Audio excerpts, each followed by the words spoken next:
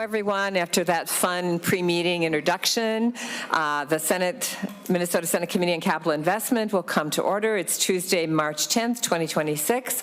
And if any of you have gone to any other committee meetings, you know that there's this whole safety thing we read. And I'm just going to say, just be nice, be kind, don't cause any disruptions. And we had to remove the animals before the committee started because we knew how disruptive you all would be with animals in the room. So, all right, first person on our agenda, Director Frawley from the Minnesota Zoo and Dr. Rivas, welcome. Thank you. Thank you so much for bringing the anteater. What was her name? His name? Eggy. Eggy, right. Male or female? Male. Male. Okay, great. Okay. Well, thank you, Madam Chair and committee members. John Frawley, Director of the Minnesota Zoo. I'm Annie Rivas, the Director of Animal Health or Head Veterinarian at the Minnesota Zoo. So I'd just like to give you a little bit of an overview of the Minnesota Zoo. The Minnesota Zoo is obviously a state zoo and has a huge economic value to the state of over $320 million per year, so quite an impact there. We are one of Minnesota's top year-round gated attractions, reaching between 1.4 and 1.5 million visitors a year. So Minnesotans love the zoo and are coming out in large numbers. We're a very unique state agency as we receive about 1/3 of our funding from the state, but 2/3 we have to have a strong business plan to drive that 2/3 revenue. So that makes us very unique. We also are one of Minnesota's largest environmental educational destinations, reaching over 83,000 students a year from over 1,000 schools. We also have a program that reaches underserved families called Free to Explore. So if you qualify for general assistance in the state of Minnesota, you now come to the zoo for free. That program's reaching well over 100,000 people a year as well. So a lot of great access that's happening at the Minnesota Zoo. And obviously we have a great reputation. We're AZA accredited at the national level, but we're known all over the world for our conservation and education programs. So a lot of people look at the zoo and remember the zoo. I hear it all the time that they call us the new zoo. The new zoo's not new anymore. We literally are 50 years old. We'll be 50 in 2028, but our infrastructure is 50 years old. And so unfortunately, that's showing up everywhere around our campus. We have among the worst facility conditions ratings of all state agencies. I just learned about this graph and didn't realize how poor conditions we are compared to other state agencies, but we have a lot of deferred maintenance that's really starting to pile up. 1/3 of our 125 structures are in poor and crisis condition, over $78 million backlog of needs. And obviously you put that on top of the 1.5 million visitors, kids, elderly, people with special needs, that really elevates our risk. So we need to be on top of that. That risk has really also translated into accidents. And unfortunately, this is nothing we're proud of, but we have one of the worst incidence rates. This has been increasing every year compared to other state agencies. Our jobs are 365 every day, winter, summer, spring, fall, a lot of outdoor works. Most of the incidences at the zoo are in the animal-related areas, people that are working with old facilities, old and in harsh conditions. And so we're starting to see that really starting to show up and something we needed to bring forward. Director Frawley, could you give us a couple examples of the injuries that it's staff, not visitors, have been experiencing? Sure. And I should point out a majority of this, we're talking about the staff. The guest side are very safe and we have maintained the guest safety, but it's really showing up in the staff. Probably the scariest and one of the biggest ones we've had is a close call with a tiger and a keeper, where actually there was a part of caging where the chain link meets up to a cement wall that's been there for 50 years. But a tiger was able to reach through it a little bit further than it should because over the last 50 years that pulled away by 1 inch. And so it crept and pulled away by 1 inch, but that 1 inch allowed an animal to get even closer to a keeper where it was able to scratch a keeper. And the keeper was fine, the animal's fine, and now we've gone through the whole facility and looked for those 1 inch expansion joints. But that's the kind of thing that really worries me is our facility, we're dealing with carnivores, we're dealing with dangerous animals. We have to have all this, modernized in good working order. Okay. Yeah. Thank you, Madam Chair. So we are super grateful for the governor's recommendation. We are in that for $4 million, and obviously those dollars, if received, would go directly to some of our life support systems throughout the zoo that are 50 years old. You can see some of the photos. We're having, accidents and we're having maintenance problems almost weekly, if not monthly, happening throughout the entire zoo campus. So we need to address those concerns. But as many of you know, and once again, thank you, one of our top priorities has been over the last 4 or 5 years to build a new animal health facility, or a veterinarian hospital. Our vet hospital was the first building they built when they built the zoo, and it's the oldest building we have. It's called A Building. We are really grateful. Last year, we received $11 million of support last year for that hospital project. The original request started at 17, but we were very grateful for the 11. Additionally, we raised another 12. We raised over $12 million privately for that project. So we have raised quite a bit of money. But with that said, there's still a shortfall. We spent the last year seeing if we could make that project work at that price point. And unfortunately, there was too much value engineering that would take away the integrity of the hospital. So now we have repositioned the project to build it next to our old hospital and kind of make it a new wing of our old hospital. So all the new health needs would be brand new and supporting the zoo. The old hospital qualifies for asset preservation. That's where we have now a $6 million request to renovate the old hospital, so that part of the project can serve the human needs, offices, spaces, meeting rooms, and together we have a great animal health complex. So this $6 million request is really to just renovate the oldest building on the zoo grounds and partner it and match it up with that new hospital wing that we've already raised money for.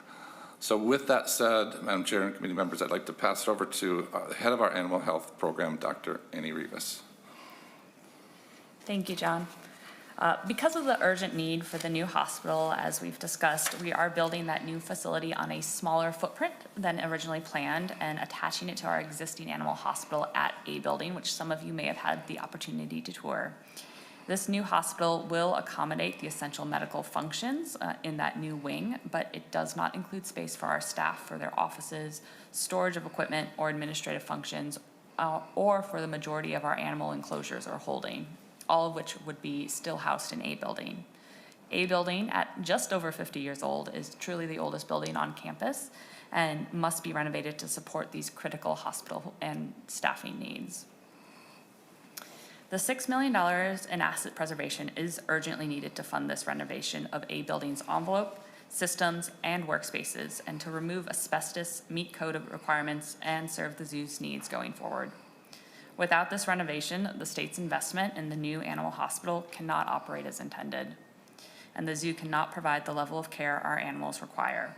And just on a personal note, this is an environment that my staff and I live in every single day, dealing with the functional challenges, but also the safety risks, just trying to operate within this facility. 50 years ago, it was fine to kind of cowboy up in the zoo field and just do what it needed to do to get things done, but that now means we're taking more of those safety risks, just trying to work with the animals.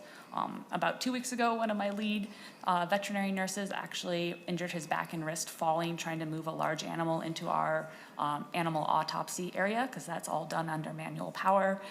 So he had to go out of work, and last week I was actually kicked in the head during a large animal surgery, because again, we're moving these animals just with people, and we don't have modern, up-to-date industry standard facilities. So, Madam Chair, committee members, just a little recap. We are grateful for the recommendation of $4 million for asset preservation, and we are requesting an additional $6 million to finish our animal hospital project. Madam Chair. Great, thank you very much, and thank you for bringing our friend to visit us today. Are there any questions from members of the committee? Senator Pa. Thank you, Chair Pappas. I'm wondering, with this new facility, what would be the square footage of the new wing, the hospital wing that you're adding? And also, what level of care are you able to provide in that new wing? And then what level of care would you have to transport maybe to another facility for care? Thank you. Yes. Dr. Rivas. Thank you. So we're looking at about 10,000 to 13,000 square feet addition onto our 28,000 square foot existing building that currently houses the animal hospital, as well as our conservation department, IT department, which would potentially still be in that space. So we're adding about 10 to 13,000 square feet onto a building. The goal with the new space, one, we don't have a sterile surgical suite, so right now we're not doing surgery at accreditation level standards, so being able to continue to do surgery, which is a routine part of our work. We do transport off-site for more significant cases currently. Overnight intensive care, we actually have a donkey at the University of Minnesota right now because she needed IV fluids overnight, and we don't have the facilities to do that currently. So that would be a cost savings for the zoo, functionality-wise, and being able to continue to provide, kind of, again, industry-level care for those animals that our staff have the skills to do. We just don't have the equipment or housing that enables it. Great, thank you. Any other questions? Senator Nelson? Oh, thank you, Madam Chair. Thank you for the presentation. I just have a question for you about maybe what how you might prioritize things. It looks like maybe you requested about 30 million in asset preservation, but I think the governor recommended 4 million. And so how are you going to decide? The governor's not the end all. This committee has lots of work to do too, but I guess my question is, have you prioritized these asset preservation projects? That would be really helpful for us. Director Frawley. Madam Chair, committee members, yes, we're very thoughtful in our asset preservation requests. This request, I think it tracks back almost 5 years. So we try to prioritize the requests that we have. At the zoo, we have two fronts, really. We have the front of the house, which is protecting the visitors and the needs to generate the 2/3 revenue. So that's part of the prioritizing and sequencing. And then we have the back of the house, such as the request here with our animal hospital, maintaining the needs of the behind-the-scenes infrastructure and safety concerns. So our lists that we have are very thoughtful. They are in order, and we actually look out years ahead on priorities. The $30 million request that you're referencing to also is teeing up some future projects that we want committee and the state to know about. One being, in that 30 million, one of the biggest is a new heating source at the zoo. Our heat plant is over 50 years old, and that's going to be a big project for us to address in future sessions. So we'd like to at least bring exposure to some of those upcoming projects. Senator Nelson. Thank you, Madam Chair. So I'm just looking at your documents here then. So have you listed them in priority order for the asset preservation? Do we have that in front of us? I'm not sure that I'm seeing it yet. Director Chair, Frawley. committee members, I don't think you have that in front of you, but we can get that to you. Thank you. Thank you. That will be incredibly helpful. No. Senator Kroon. Thank you, Madam Chair. What's the total amount of deferred maintenance campus-wide? Director Frawley. Madam Chair, committee members, right now it's at 78 million. Senator Housley. Thank you, Madam Chair, and Director Frawley and Dr. Rivas. I know when we were out visiting, I don't know if it was this fall or the fall before, I can't remember, but you were having trouble attracting doctors from across the country. How is that going? Because now you can say you've got part of it there, but you're not all the way there. How are you on your doctor situation? Dr. Rivas, do you want to respond to that? Madam Chair, we currently have retained our staffing. We are currently at full staffing, pending some FMLA, but it is, I think, contingent on retaining them, is that this project moves forward. They've been recruited and, led to have hope that the facility is going to be updated, because it is a hard facility to work in. And I think if this project does not continue to move forward, they are constantly getting recruited. Probably every month or so, they're getting invites from other zoos to go there that have brand new hospitals, including our friends in neighboring Midwest states. And so we are working very hard to retain our excellent talent, but it is a risk with our current facility that we could lose them. And we talked a little bit about how there is a shortage of veterinarians in this area, Yes. specialty. Yeah, there is. Thank you. And 20 years of study to think of all the range of animals that you have to be able to treat, not just like different breeds of dogs, right? Any other questions? All right, thank you very much for being here today. We'll do our best. Thank you so much. Next on the agenda is John Kelly with the Minnesota Department of Veterans Affairs.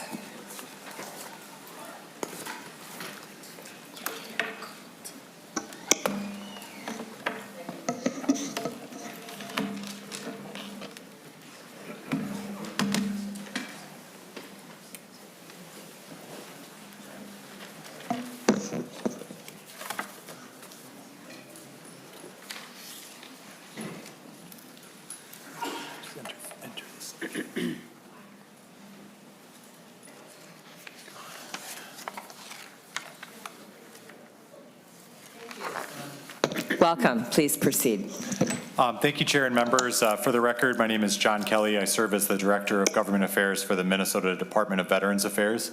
I'm joined today by my colleague, Cole Trace, who's our agency government affairs liaison. Thank you for the opportunity to present the Governor's 2026 capital budget recommendations for the department. As we get going in the presentation, the members of the committee should notice that some of our requests from the department may look familiar. This slide shows the mission of the Minnesota Department of Veterans Affairs. We are proud to serve Minnesota's veterans, their dependents, and survivors by connecting them with federal and state care and benefits that they have earned.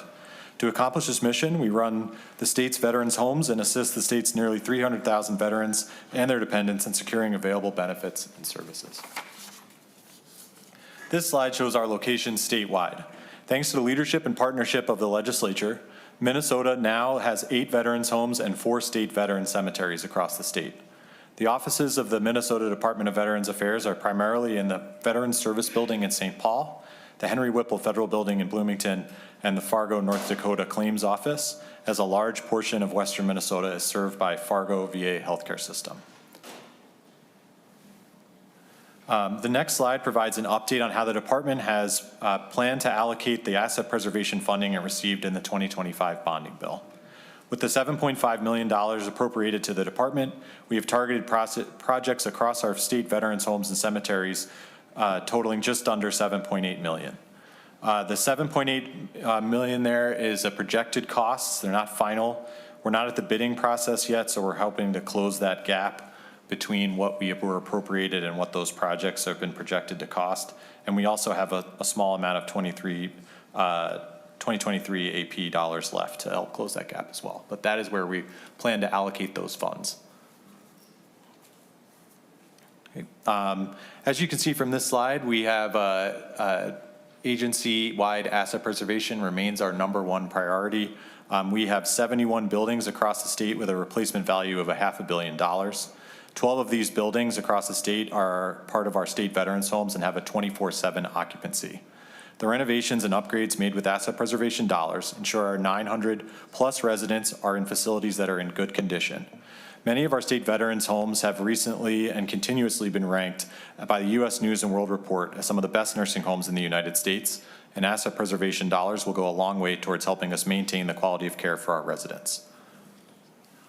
So this next slide shows the governor's capital budget recommendation for asset preservation for MDVA. The department is looking for $23.7 million in asset preservation funds that will go towards deferred maintenance in our homes and cemeteries.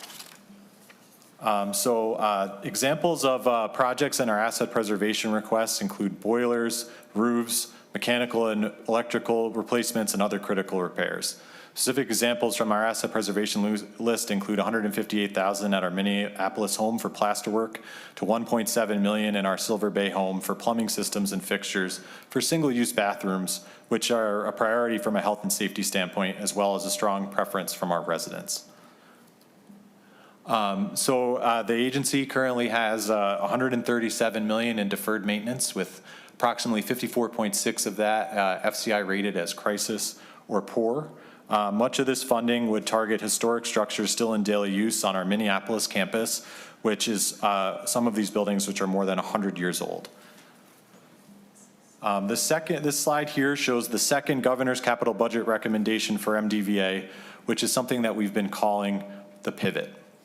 Due to the unlikelihood that Minnesota will be able to secure the matching funds from the U.S. Department of Veterans Affairs, MDVA proposes a pivot away from the tear down and rebuild project that needed state home construction grant dollars at Hastings to utilize instead the remaining $62.3 million of the $77 million rider that was for a new build, and instead put those funds towards renovations at Hastings and Minneapolis domiciliary facilities.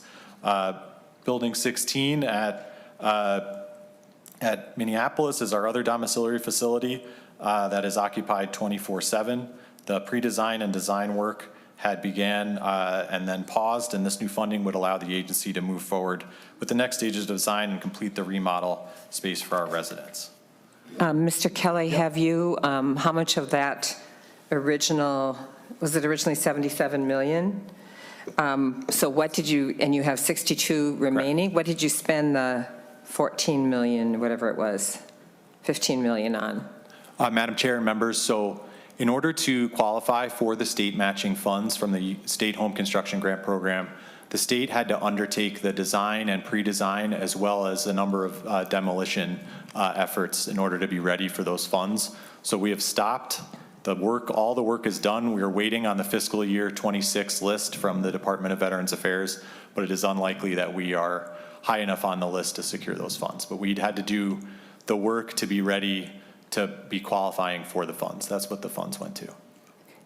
Will any of that transfer over to the remodel, or you have to start from zero again? Madam Chair and members, I don't think we're starting from zero. This campus was a state hospital before it was a domiciliary facility. There are a number of old buildings that have been slated for demolition that we will demolish, that will no longer have to be heated and cooled and have security and electrical maintenance and everything else in there.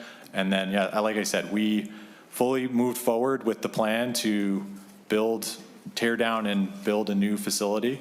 And we stood ready, but the dollars are not coming. The backlog for the State Home Construction Grant Program from USDVA is over $1 billion. They cleared the list completely over almost $700 million a few years ago, and it has ballooned up. And the most recent list is only $275 million. So rather than see these dollars cancel back, we are trying to use these dollars that we have to do a renovation and improve the lives of our residents in Hastings. It is unfortunate. Okay, why don't you proceed, and then we'll take more questions a little later. Okay, and so next slide, please. So we touched on some of this through your questions, but the key considerations that went into this decision were that if we do nothing, the authorization will end in 2027 without having made any improvements to Hastings, improve the quality of life of our residents. This does not require any new funding in the 2026 bonding bill. And in addition to the critical improvements at Hastings, we would also be able to fund the improvements at Minneapolis Building 16. The committee toured that this fall. It was a number 2 priority for the department in last year's bonding bill. It remains a high priority for the department. And we believe, while this is not what we planned, that using these dollars that were previously appropriated to get the state match portion to pivot to a renovation will allow the state to have now added 3 new veterans homes, continue to maintain best-in-class service for our existing footprint, add a new cemetery, and now improve both of our domiciliary facilities, improving the lives and quality of life for our residents across all our levels of care. This is the specific improvements in the pivot proposal. So the portion of the dollars that we have remaining would go towards HVAC, roof replacement, plumbing upgrades, new nursing station, and a number of other really key critical components. And then again, the second component of the pivot is the $17.2 million for Minneapolis Building 16. This would allow us to completely do that renovation and finish that project without having to appropriate a new authorization in 2026. So this would, we say repurpose, but it's actually a cancellation and reappropriation. Go ahead, Cole. And then, yeah. With that, we'll stand for questions. Thank you very much. I just noticed what Building 16 was with the picture. Reminded me, it was that, we call it the weird one that was kind of sunken in the ground. It wasn't one of the historic buildings. No, I wasn't there in the 1970s when they built that building, but if you look around our campus with the beautiful historic buildings that we have, and then someone decided to put a building on the back of the hill where all the water goes, and we're dealing with that every day. Thank you. Senator Nelson. Oh, thank you, Madam Chair. And thank you for the presentation. While I think we all agree that taking care of our veterans is top priority, and so I salute you for your focus on that, I have to say, though, that the idea of a pivot and then a cancellation because something didn't come through, and then I don't know if you'd use the word reappropriating of those funds. You know, that's what this committee does, Madam Chair, is we have cancellations all the time. And then this committee decides how those those dollars would be used. I find it just. Well, Senator Nelson, it's only a recommendation from the Yes. governor and the department. So I'm just saying yes, but I just think this recommendation, while I am so supportive of our veterans, I find that this recommendation of being able to cancel an already appropriated bonding request and then repurposing or pivoting it, even in the kind of same arena, so to speak, I think that is fraught with problems. I think it might even set a dangerous precedent. It seems like it's taking what is the responsibility of the bonding committee and saying, well, what would keep some other agency from canceling bonding dollars that this committee and this legislature and this governor signed and then reappropriating it somewhere else. So I just want to mention that I think it's a troubling spot that we're finding ourselves in, and I'm somewhat concerned about the proposal in that regard. Thank you, Senator Nelson. I appreciate your concern. We do modifications, though, all the time. And even in this case, they are substituting a remodel instead of a new construction, which leaves some leftover money to also do a remodel on a second building. The zoo is also doing a redesign. They were going to build a whole new facility separate from their old hospital, and now they're proposing a wing attached to their old hospital. So I think with costs constantly going up, with sometimes being dependent on getting a federal match that didn't come through in this case, we're farther down the list than perhaps we realized we would be, I assume. These things just kind of happen. Things are moving kind of fast out in the world, and people come in for modifications all the time. Senator Nelson. Thank you, Madam Chair. And I might have missed that with the previous testimony with the zoo. Are they also looking at taking what bonding appropriation was already appropriated and changing the use? Is that did I miss? Senator Nelson, the use is the same. You know, it's an animal hospital. Just the location of the hospital, which was going to be, I think, standalone, and now it's going to be attached to the old hospital. They had to, because we didn't give them as much money as they needed, and also just costs go up, and you know, they decided that they take a different approach. I think it's similar here with the Department of Veterans Affairs. They were all primed, you know, to get that federal money, as Mr. Kelly said, and then when it looked like it's not coming through, we could sit around and wait. But, you know, who knows how long we'd have to wait. Do you know how far are we down the list, Mr. Kelly? Madam Chair, Senator Nelson, so the list changes year to year. So we were 88th of 89 projects on the fiscal year 25 list. And one of the reasons why isn't because our plan isn't good or we aren't ready to go. The State Home Construction Grants Program ranks skilled nursing facilities higher in their priority than domiciliary facilities. So again, when we moved forward with bringing this to the legislature, Minnesota had the only state in the country to ever do this, secured funding for 3 new veterans homes and built them and opened them in the same year. So we've been successful in securing federal dollars. We secured federal dollars to get the state veterans home, our state cemetery in Redwood Falls. This is a unique circumstance. We felt, the then commissioner felt that the state construction homes program had gotten into a better rhythm of appropriating funds. There is a large backlog right now. It isn't unique to Minnesota. It's for the entire country. It's over $1 billion. This fiscal year 25 or 26 list that's on Secretary Collins' desk waiting signature is only for $275 million. So we think it's extremely unlikely to get this funding. And I will also note one of the reasons why the proposal was to do a new build and tear down was that because this main buildings for Hastings was a state hospital built out of concrete, we were not able to do a renovation to build single-use bathrooms, which is now the preference and how the State Home Construction Grants Program builds skilled nursing facilities and domiciliary facilities. The reason why single-use bathrooms is, one, post-COVID, it's a health consideration, and secondly, as our population ages, our veterans population ages, there is much more gender balance in our veterans population, and having single bathrooms versus a shared communal bathroom allows for better staffing and resident census models. So because we're no longer able to do the renovation, or new rebuild, we are focusing on quality of life for our residents.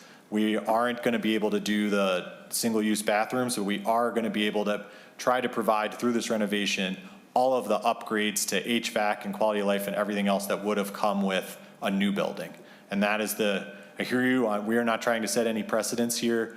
We are simply trying to respond to questions that we were receiving from members on both sides, in both bodies, about what's your plan if the list doesn't come down with you on it. And this is our plan. Senator Housley. Thank you, Madam Chair. And Mr. Kelly, if you can just clarify something for me. I think in 2023, we actually allocated $77 million for the Hastings facility redevelopment, and the governor only recommends $62 million to cancel. Where's that other balance of, I don't know, how much is that? 77 minus 62. Where'd that go? Building 16. Senator Kelly, do you want to just explain again about Building 16?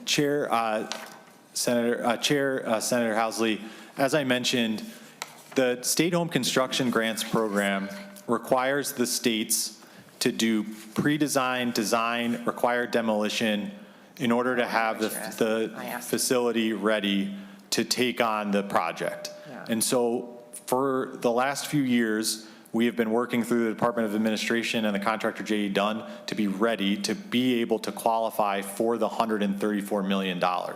And so what is in the governor's recommendation for the cancel and reappropriation is what's left after we have been ready and waiting to receive the federal funds. If we had not done that work, we wouldn't meet the qualifications to be on the list, and we wouldn't qualify at all for even being on the list. So that delta between what was appropriated and what we're asking for is what is the remaining funding from that appropriation. And then we're taking, to make it even more confusing, we are taking within that $62 million that's remaining, and we're trying to split it across Hastings and Minneapolis, if that makes sense. Well, it's a shame. It's a shame that that money is kind of down the drain. I was kind of hoping you'd say, yeah, we just can pivot that design to the remodel. But you're going to have to now do another design for the remodel? No, we think we are ready to go. Okay. So we don't think we're gonna be able to spend down this money in the time that it's allocated for, and we feel confident we can do that. All right. That's good to hear. Senator Rasmussen. Nelson. No, I said Senator Rasmussen. Oh, no? Okay, then Senator Pa. Thank you, Chair Pappas. I just wanted to say that Building 16, it was really helpful to be on the tour, Mr. Kelly. I remember that tour. I couldn't believe the conditions that our veterans were living in that building.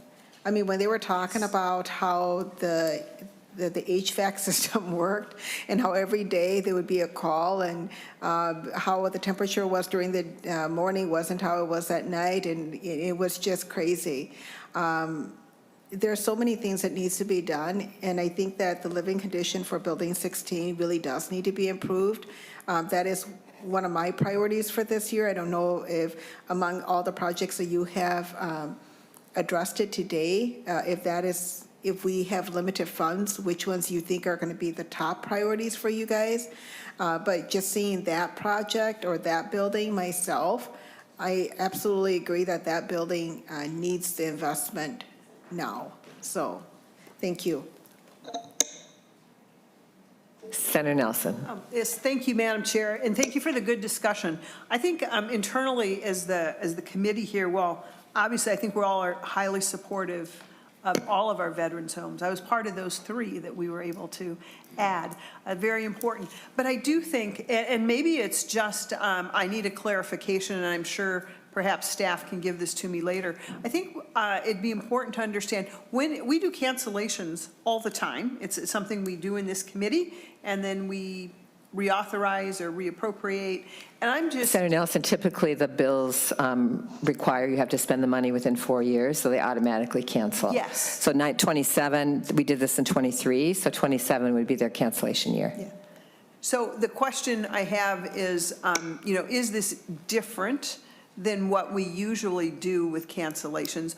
Or, because that's the normal process that we are used to, there's something different here, and I'm just not clear if it's following the normal procedures that we do, or if this, again, is just something so unique we never think it will happen again, or maybe some other agency would not do that. So I think maybe what I will ask is for Ms. James to just kind of provide, not necessarily right now on the fly, but really just kind of dwell down and kind of look at what are the cancellation procedures and what are the procedures that we do when we do have bonding money that goes out the door, but it's not used according to what the bonding proposal was. I think that's something important to know as we go forward, and if we already have a procedure, I'll be glad to look at that, and if we don't, maybe we should start thinking about developing one. Ms. James, did you want to respond now? Okay. Madam Chair and members, the statute provides for the appropriation to cancel after 4 years if it's not used. It is not uncommon for projects to need a change of some sort in their rider, and we have modification bills on a regular basis, and those bills require a 3/5 vote to change an earlier appropriation. It's also not completely uncommon if a project can't go forward at all for a member whose district that project is in to want to have a new appropriation for another project in the district, and they're linked narratively, like we canceled this project, but we're doing this project in my district. But it's a narrative link and not a legal link. Madam Chair. Off the top of my head, I'm not remembering, but there probably have been state agency projects where they had to modify or couldn't go forward, and then they asked, maybe they needed less money in this case, and then they asked to redirect it to another priority. So certainly it is possible for us, we probably want to do the Hastings plan, but it is possible for us to do something different with the 17 million they want to use to remodel Building 16. Just I'm sure they're feeling like this is veterans' money, so we want to keep it within the veterans world. Yeah, Madam Chair, totally understood. Yeah. And I get that. I just think it's important that the process is very clear and that we don't open up a door in any way that would lead towards circumventing the committee's work in any way. Thank you. Thank you. Mr. Kelly, did you have anything else you wanted to share? Madam Chair, just thank you for the committee's time today. I will just say again, this was not how we hoped this would go. We did everything we needed to do as a state. You as the committee and the legislature writ large in 2023 passed this matching funds, and we did everything required, and we just have not been able to secure it due to the backlog. We hope that, we were hoping that Congress would appropriate more towards this program. They did increase it slightly, but it's just not enough to get us there. And we really feel, as Senator Paz said and other, the committee came through, Building 16 remains a top priority for the department.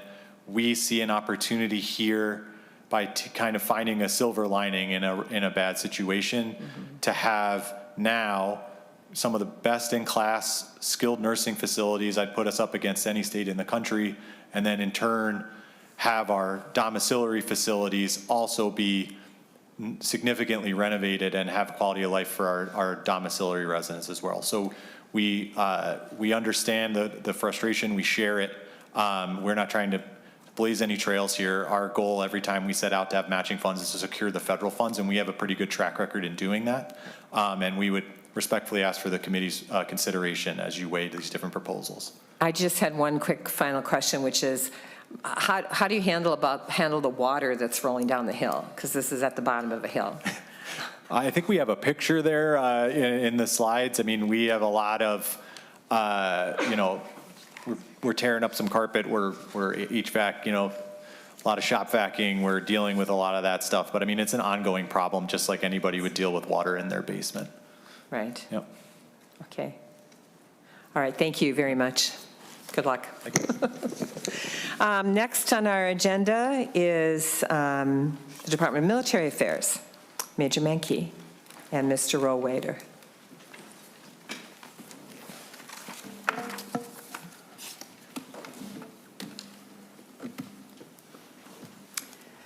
Welcome to the Capital Investment Committee. Good to see you. Good afternoon, Madam Chair. Good to see you. Committee members, good to see you. And I would like to thank all of you for, I know some of you came and visited our Cottage Grove facility last fall.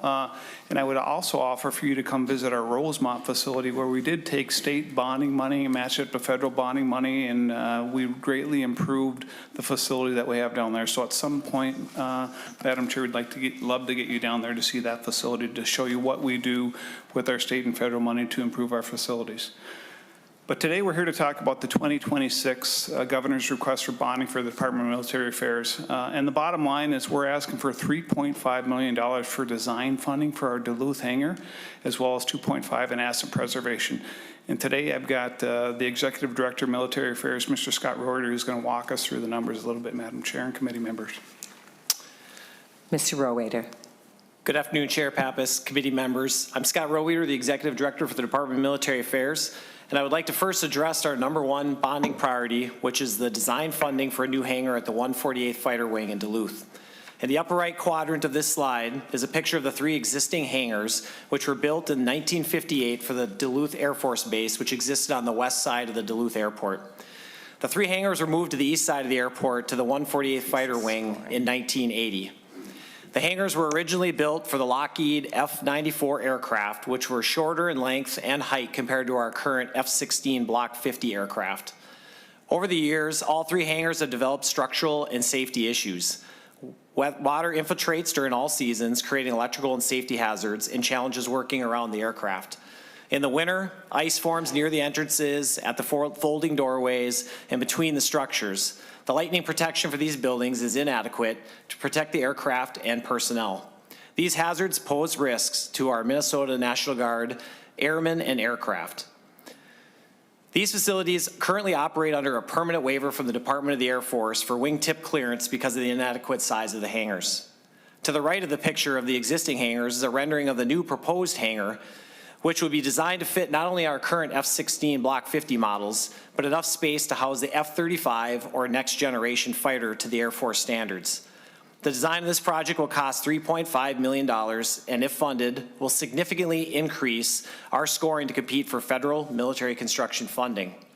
The 148th Fighter Wing is a significant asset to the community and to the state. They currently are the 7th largest employer in the Duluth area. Its fire department is the only fire department supporting the Duluth International Airport, and it has mutual aid agreements with the surrounding communities.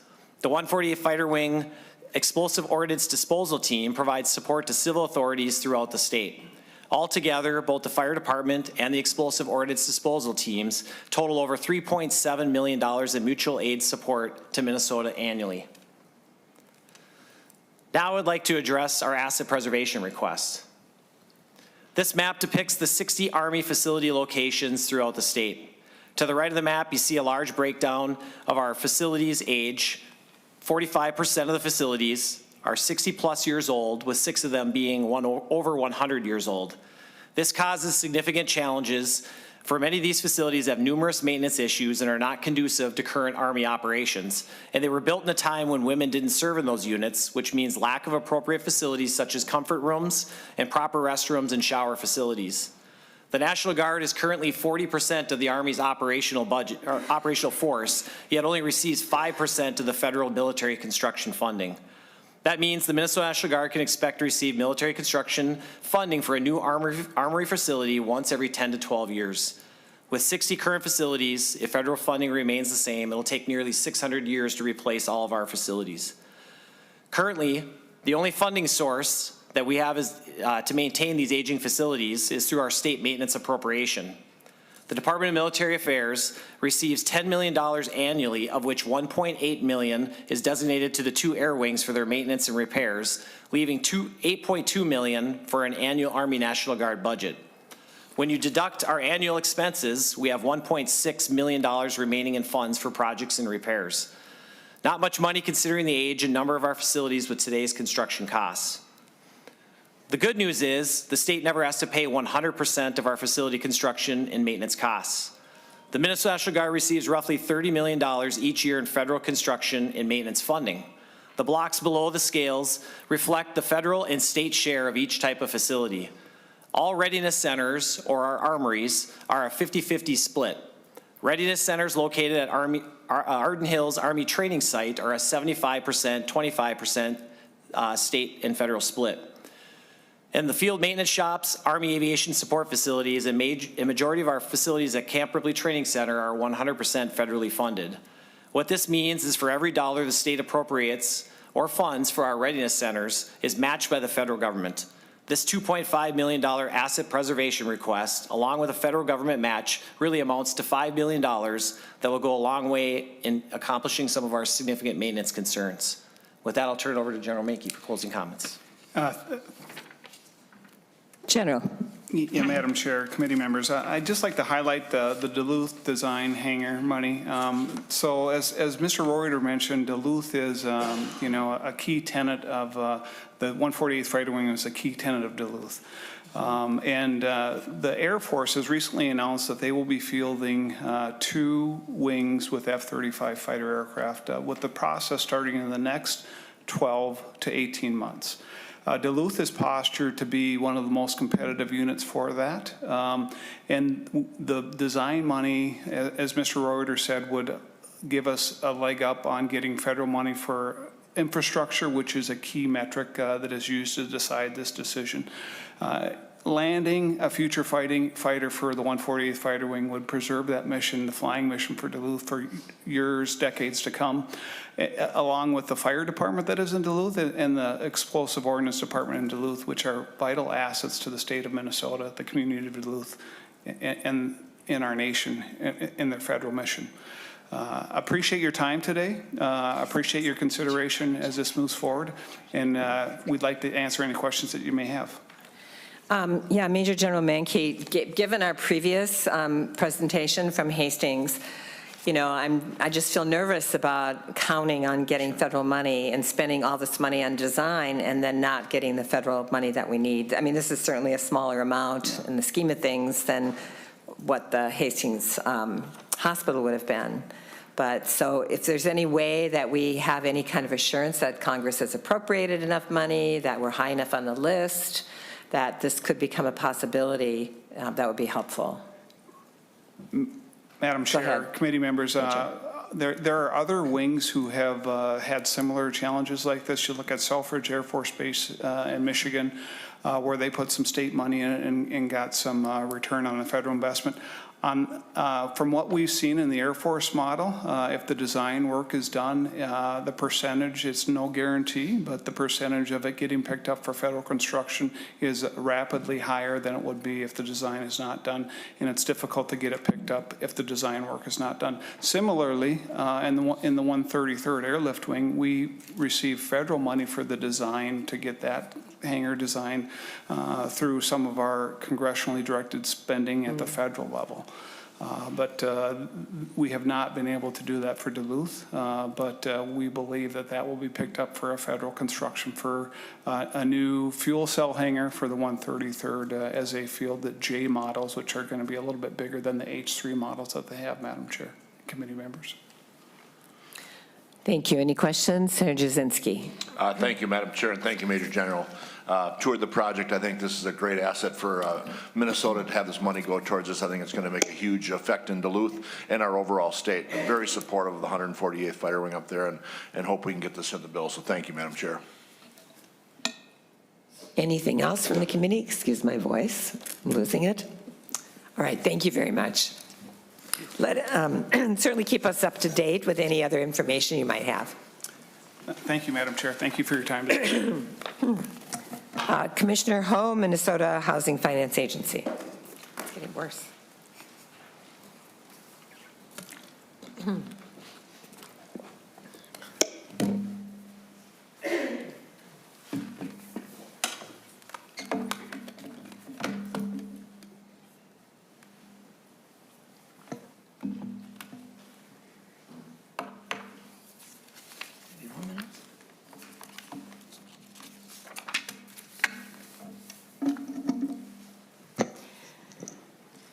Chair Pappas and members of the committee, my name is Jennifer Ho, and I'm the Commissioner of Minnesota Housing. I'm here with my Legislative Director, Dan Kitzberger. Thanks for the opportunity to come.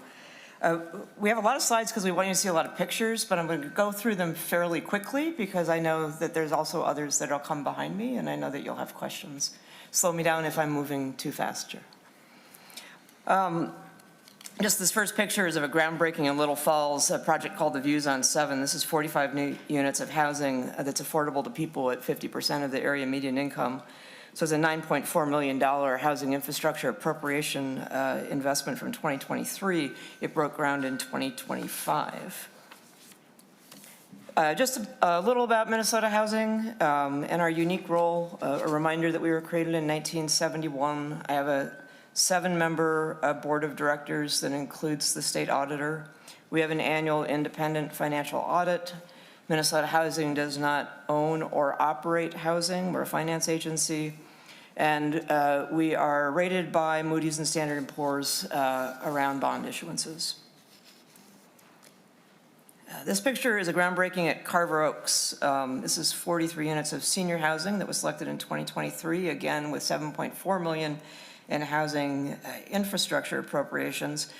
As you asked, I'm going to jump to the end of the story first and talk about how we've used the most recent authorizations and appropriations from this committee, and then I'll do a look back on some of the other things that happened. So last session, the legislature authorized $50 million in housing infrastructure bonds. The timing of our annual request for proposal process means that we can deploy those resources very quickly. So what you decided in, I think, May, we were able to commit in December of that same calendar year to projects. This is a picture of those from December 2025, where we had $53 million in rental, 7 developments, and we had $8.2 million of all the housing infrastructure cash still remaining for the single family side. The amounts are greater than the amount appropriated because we had a combination of carryover, and we also from time to time get returned funds. So it's not a pure, you did 50, we did 50, but we're keeping that money in motion all the time. In the 2025 session, you authorized $26 million in general obligation bonds for public housing rehabilitation. In August of 2025, we did $53.4 million in selections that included over $21 million in GEO bonds and $32 million in POP cash. And you can see again how those projects look across the state. In total, we funded 32 proposals that represents over 3,000 units. And just for perspective, the amount requested in that funding round was over $80 million. I think one of the things that I always get excited about the Public Housing Preservation Program is it allows us to serve communities large and small all over the state. Oftentimes, if you are in a smaller greater Minnesota city, the high-rise is the publicly owned public housing building, and a lot of that was built a long time ago. And that the renters in these homes are oftentimes a significant part of that community. So when we fund a project in Janesville, we're talking about supporting 25% of the renters in Janesville. If we're talking about funding a project in McGregor, we're supporting 40% of, quality of life improvements for renters in that community. There are some other previously authorized capital investment programs that I wanted to just touch base on. In 2024, there was an authorization for Greater Minnesota Housing Infrastructure. In 2025, we awarded 21 grants through that program. In 2025, you created a newer cooperative manufactured housing infrastructure program that works differently than improving infrastructure for existing manufactured communities, but more like the line above it, lays the infrastructure for new manufactured housing cooperative communities, and we are working on getting an RFP out for that. And in 2025, you also created a new local public housing development program, and we are in the initial planning stages of that new program. The map, the blue dots represent those things that were funded with GEO bonds, and the green dots represent those that were done with cash. This is the groundbreaking for Wadena West in Duluth. I get to go up for the grand opening. So we put the shovels in the ground and celebrate that, and then we go up and cut the ribbon, and I'm going to be up there next Friday. Looking forward to that. This was 60 units of supportive housing selected in 2022 with $4.9 million in housing infrastructure bonds. So turning to the governor's capital investment proposal, the governor is requesting $50 million in housing infrastructure bonds. Since 2019, when I started in this position, the governor has requested about $1.1 billion in housing infrastructure, and the legislature has provided $560 million. All of the housing infrastructure bond authorizations from 2024 and 2025 have been allocated, matched to projects. And as I mentioned before, if we got 50 million or more this year, we have the process in place where they would be matched to projects and selections by the end of the year. The reason housing infrastructure bonds exist is because the GEO bonds can only be used for publicly owned buildings, and the vast majority of housing is privately owned. The housing infrastructure resources have been the largest state source of capital for housing development to deal with the lack of supply and to preserve existing housing infrastructure in our communities. This remains a tool that is unique to Minnesota and leverages a bunch of federal, local, and private resources. This slide just shows the varied uses of housing infrastructure and the additions of new uses over time. I won't take time to read through this in the interest of time. I mean, just a word about our consolidated RFPs. This is a way in both the multifamily side and the single family side that we take a whole bunch of different federal and state funding tools, and instead of having a separate RFP for each, we're able to consolidate those sources into an RFP so that a developer who's coming in for anything from a low-income housing tax credit to housing infrastructure bonds, federal HUD home dollars that we manage, that they can come in to a single RFP, and then at the agency, we can match the right flavor of funding to the project based on eligible use, who it serves, and availability of money in any given funding round. And it's really something that we've seen our peers around the country look to as much more efficient for developers to be able to organize the sometimes complex capital stacks that they need in order to do a preservation deal or a new construction. I wanted to just look back at the 23 and 24 authorizations. You'll remember it was a combination of bonds and cash. In 2023, high watermark of $200 million that year, and in 24, $50 million in housing infrastructure bonds.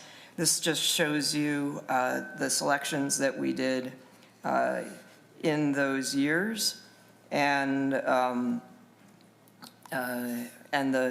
diverse ways in which they're used in rental, single-family, and manufactured home communities. If you take a look at housing infrastructure bonds since their inception, we really have hit a couple really critical milestones.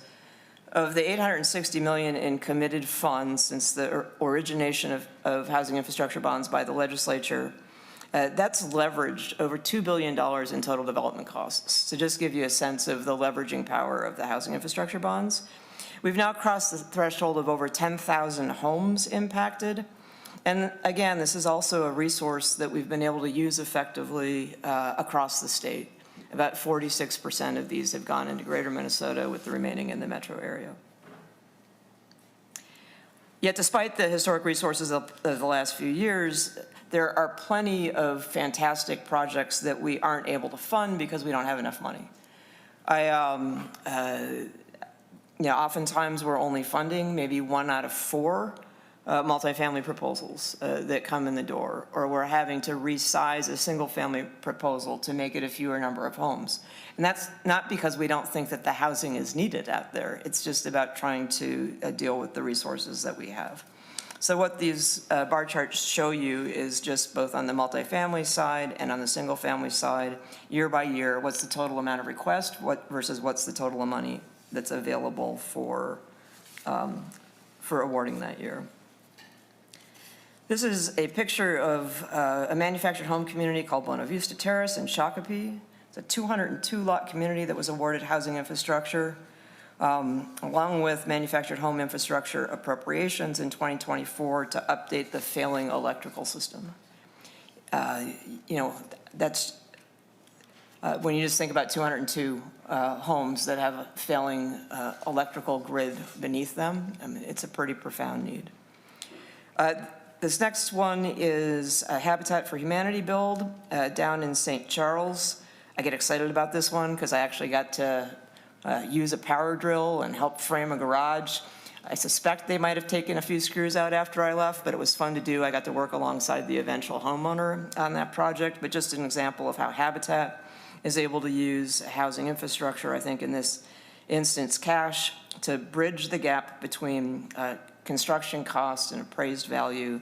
This project was 10 new homes. This is the site of Cobb Cook Place, a 2024 selection in Hibbing, $4 million of housing infrastructure that will build 52 new homes. It's a blend, a multifamily project that's a blend of affordable and workforce units, units for people with disabilities, and units for people who have experienced homelessness. We see some really creative adaptive reuse. This is in Eagle Bend, Hilltop Square Apartments, selected in 2025 with $4.3 million in housing infrastructure. This is going to be the conversion of an old high school into 23 one-bedroom units for seniors. It also includes supportive housing units for people who have experienced homelessness, which just always makes me pause to say there are seniors experiencing homelessness. We also do this for single-family preservation. This is the example of NeighborWorks Home Partners owner-occupied rehab project. In 2023, NeighborWorks got $2.6 million. That's going to help 50 homeowners complete needed repairs and improvements on their homes. And then let me pivot to the public housing preservation program. I got a chance to go see the capital improvements at Hamilton House over in St. Louis Park. This is 110 units with priorities for seniors and people with disabilities. It was a 25 selection, that's right. I went and walked through and saw some of the needed repairs and some of the improvements that have been made. It's a combination of electrical and new fire doors. The governor's proposal is $10 million for POP. Yep, the recent authorizations, in 2023, you did $87 million. In 2025, we're asking for, there was $26 million. And again, this is something that covers all parts of the state. This is Midtown Manor in Duluth at the top of the picture there. But if you take a look at publicly owned housing in Minnesota, there's about 21,000 total built units that are home to about 36,000 people statewide.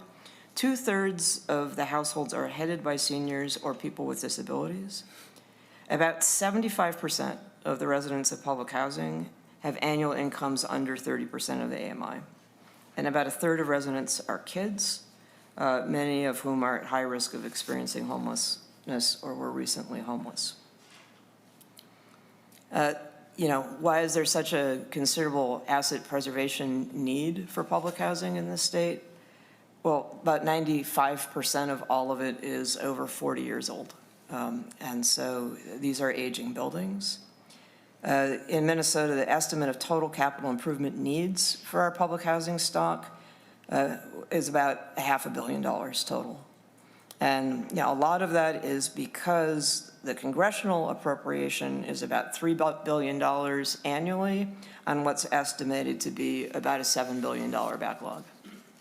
So even though HUD helped build this housing, they have not helped keep it in a state of safety and quality for its residents.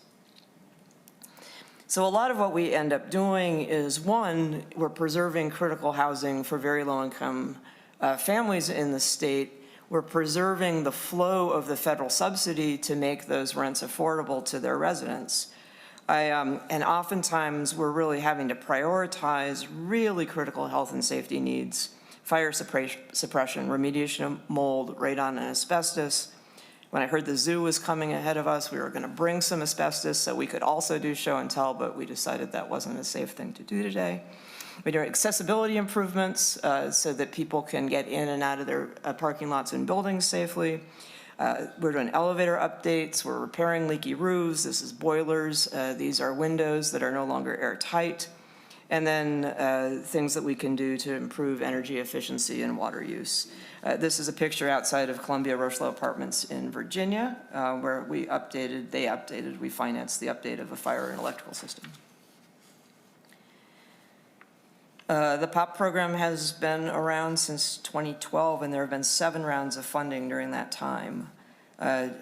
We've awarded just over $150 million to 163 rehabilitation projects. Some of the projects were to the same building or the same PHA multiple times for different parts of the fixes in different awards. Of the $92 million, of the total amount that was authorized in 24 and 25, over $92 million is awarded. We have about 28 remaining.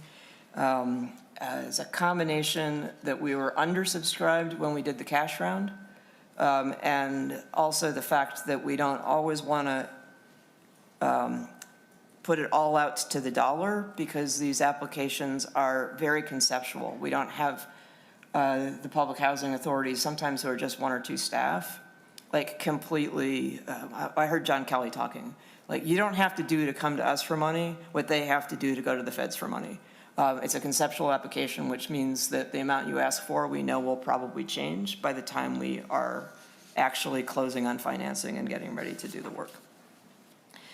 Just an example of things I guess I could have brought in. Here's a plumbing stack that's been repaired with duct tape. That looks like an obvious problem to me.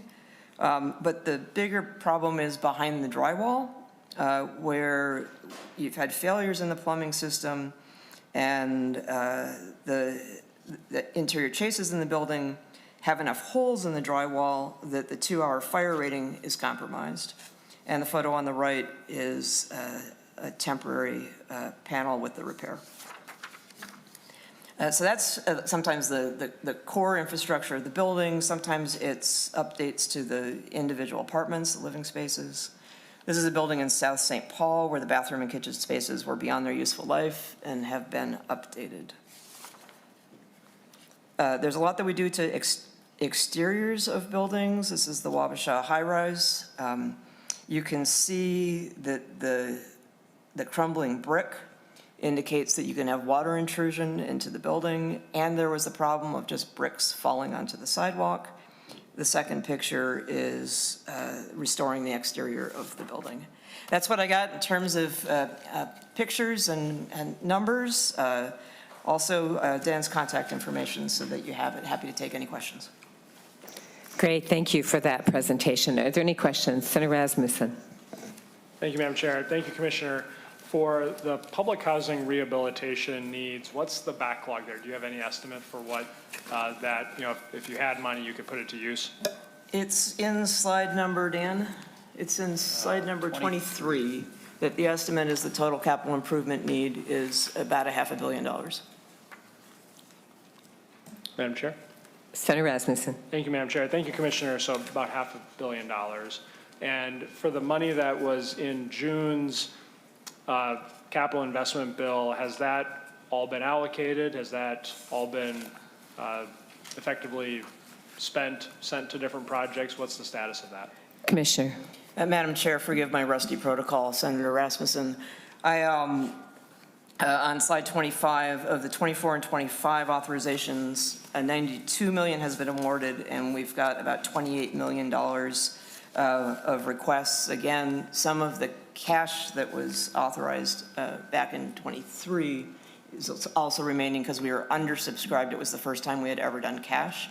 And so there are some balances, but balances are important because these projects will require more money to close than they thought they would cost when they came in for an award, because we're not asking them to get bids and understand every detail in it. So there is some fund remaining, but some of that funds will go towards completing things that have already been awarded. Senator Rasmussen. Thank you, Madam Chair. And I just want to, the reason I asked those questions was I think there's clearly a lot of public housing rehabilitation need across the state. And as we're making decisions about housing programs, I just wanted to point out that the local public housing program that was in the cash bill from last year, that got $2.4 million, and it's just kind of sitting there because the program hasn't been started yet. It hasn't gotten up and running. I don't know when those dollars will get out into the state of Minnesota, but that's some of the trade-offs that we have to think about as a committee when we have a $500 million backlog for public housing. Whenever we're creating new programs, new projects, we're taking away from dollars that could be going to something that's already developed and has an ability to get dollars out into communities in a expeditious manner. So I just wanted to point out that those are the choices that we have to make as a committee. So you were talking about the manufactured home program? No, different. Thank you, Madam Chair. I'm talking about the local public housing. Oh, local public which is in housing the one. cash bill, but Yeah. there was different proponents of that were Okay. wanting to have it in our bill. And I think, just kind of shows some of the trade-offs whenever you're starting something new. I got it. The dollars sit there and While aren't out in they the community create the program. when we have needs in public housing right now. I think that came from the other body. Any other questions on housing issues? Great. All right. Thank you very much. Thank you all. Appreciate it. Commissioner Daubenberger, Department of Transportation.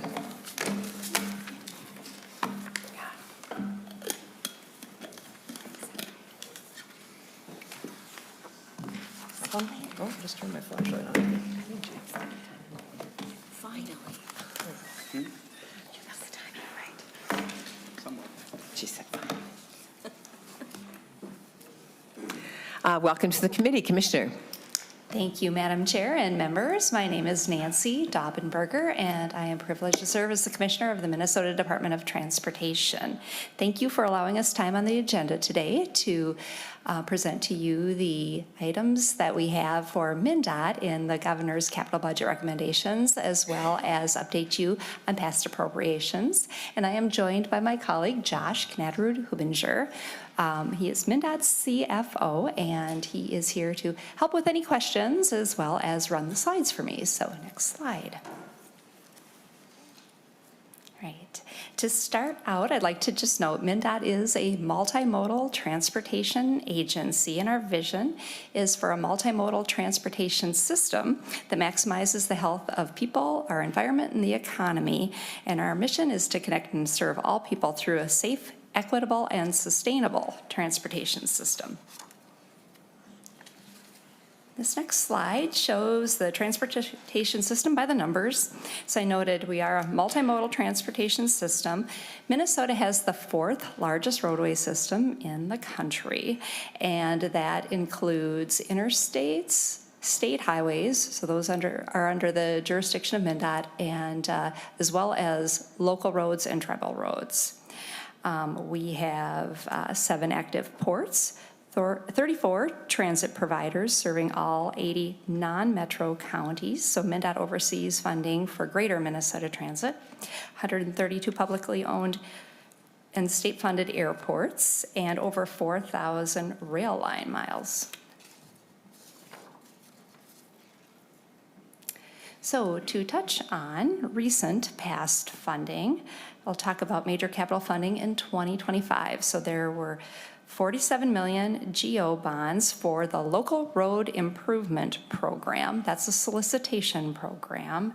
Project selection will begin this spring.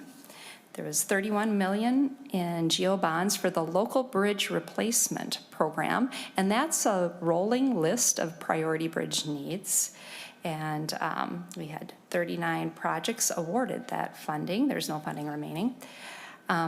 And 1 million of GO bonds for highway rail grade crossings, and 1 million of GO bonds for the Minnesota Rail Service Improvement Program, or MERCI program.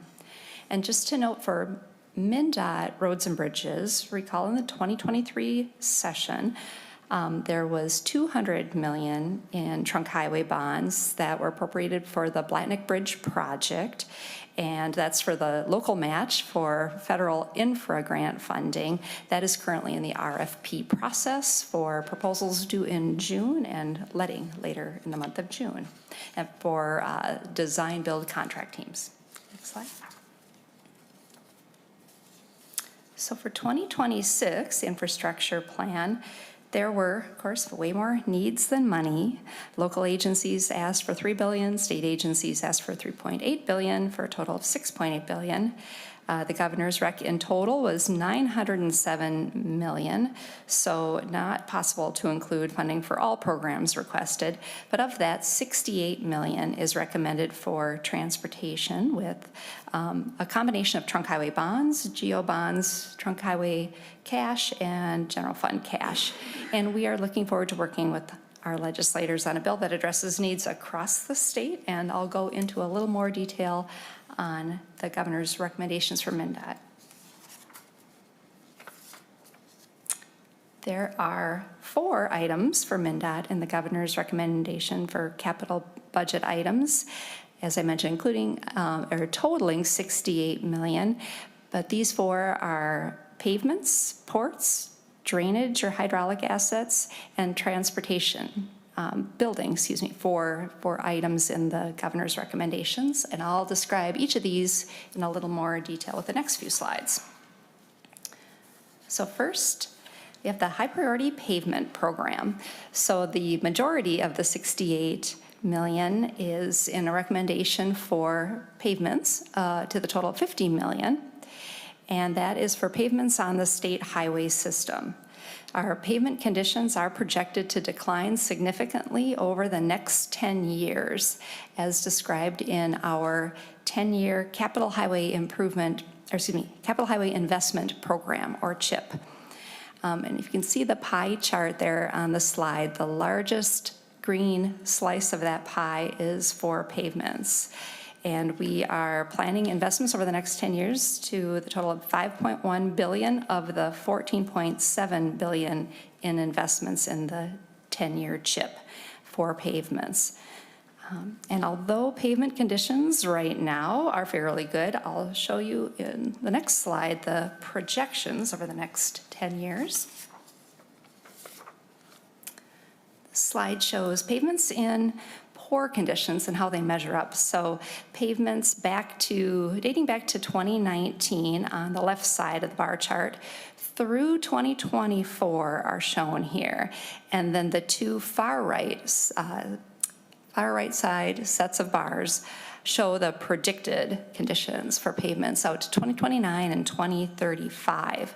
So the dark blue is for interstate pavements, and the percent poor target is to stay under 2%.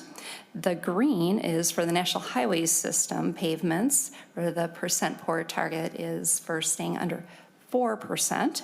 And then the lighter blue is the non-NHS or non-National Highways System pavements, where the target is to stay under 8%. And you can see we've done well managing our pavements over recent years, but now is the time to invest in pavements to prevent them from deteriorating exponentially over the next 10 years. Our 8 MnDOT districts across the state have identified projects that they could either move up into the program, or we could increase the scope to achieve a longer-term fix for longer service life. And maintaining pavements in a state of good repair, of course, is very important. They're highly visible. They have a direct impact on safety, commerce, tourism, and daily travel. Next slide. The Port Development Assistance is the second item in the governor's recommendations for MnDOT. This is for $4 million in GO bonds to support the infrastructure needs of public ports. And that would include upgrading facilities and infrastructure and rehabilitating and expanding port capacity. And these ports, of course, need to have investments to improve access to waterway transportation, benefiting Minnesota industries and the public. Next slide. Commissioner, we do have the ports coming in separately on Thursday, but members, I'm not sure what $4 million can do for the ports, because I think their requests are like 20 million, 25 million. So I don't really know where this $4 million comes from.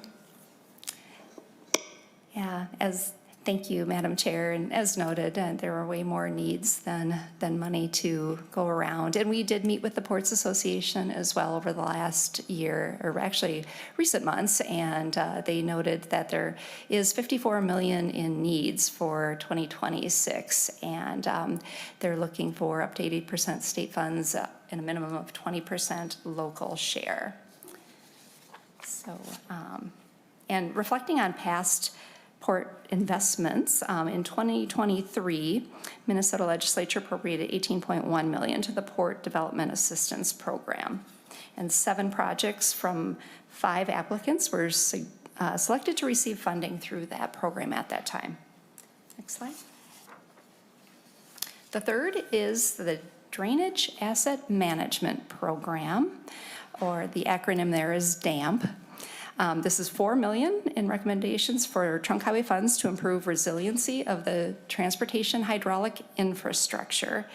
And this would enhance the safety, reduce vulnerability to extreme precipitation events, and minimize expensive emergency maintenance. So MnDOT is the largest owner of hydraulic infrastructure in the state, and the agency owns and maintains culverts, storm sewers, ponds, and structural pollution control drainage structures. So this investment would help us to track, assess, and repair vulnerable hydraulic assets across the state, and provides for a risk management activity to address damaged infrastructure quickly. Capital investments may include highway culvert and storm sewer rehab, flood resiliency improvement projects like armoring an area that overtops frequently during events, and long-term monitoring of vulnerable hydraulic infrastructure. Most of our existing infrastructure was designed based on historical rainfall or flood data, but the capacity of the hydraulic system is really not enough to mitigate the increased frequency of the extreme precipitation events. And improved drainage asset management is something we've been working on over recent years, but this investment will help us develop the risk management system more quickly and address more capital hydraulic needs more immediately. Next slide. And this just shows data for percentage of culverts in poor or very poor condition and predicted condition based on current investments. And you can see this is where we are well over our target of staying below 10% of our hydraulic infrastructure in poor condition. Next slide. And the last of the 4 items is the transportation building remodel project. So this is for $8 million in trunk highway funds and $2 million in general funds to remodel the transportation building. And this is really primarily to enable MnDOT to renovate existing workspace in the transportation building located on the Capitol complex so that we can vacate at least 2, we're aiming for 2.5 floors to save on approximately $1 million per year in lease payments.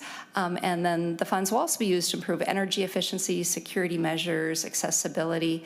But the transportation building was built in the 1950s. The last remodel was 1990. And this would enable us to allow those floors to be vacated by MnDOT folks to be reconfigured into other spaces in the building and allow other state agencies to move into the transportation building. Next slide. So just a little more on this. With the split funding recommendation, general funds are required to align with the law and legislative intent regarding the use of trunk highway funds for a transportation facility. And reflecting on past investments, last year, about $97 million was appropriated using trunk highway cash for the new State Patrol headquarters. So that was to DPS, but not to MnDOT. And again, the urgency here is really in order to be able to vacate floors and allow the other state agencies who are in the Centennial Office Building to be able to move into that space. Next slide. And so that is it. I really thank you for your time today. And again, MnDOT looks forward to working with our legislators on a bill that addresses needs across the state. And with that, stand for questions. Thank you, Commissioner. I probably know the answer to this, but why do you have 2 extra floors in the transportation building that are not being used? Thank you for that, Chair, or thank you for that question, Madam Chair. The look at our building now with having folks some who are interested in teleworking up to 50% of the time allows us to do some consolidation of workspaces. So there's some shared space that could be had, but a remodel is going on. So right now, all of the floors are being used. And with a remodel project that would help us to consolidate, modernize some of that space, then we'd be able to give up about 2.5 floors. Thank you. Senator Rasmussen. Thank you, Madam Chair. Thank you, Commissioner.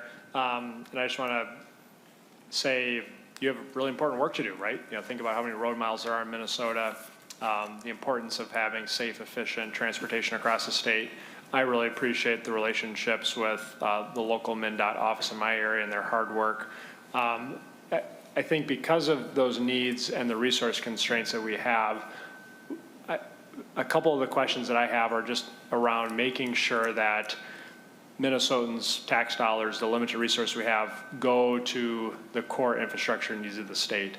And one question, Madam Chair, for the Commissioner I had was around the Reimagining I-94 project. And I was wondering, Commissioner, or if the CFO on your team could talk about how much money has been spent on Reimagining I-94. Commissioner Daubenberger.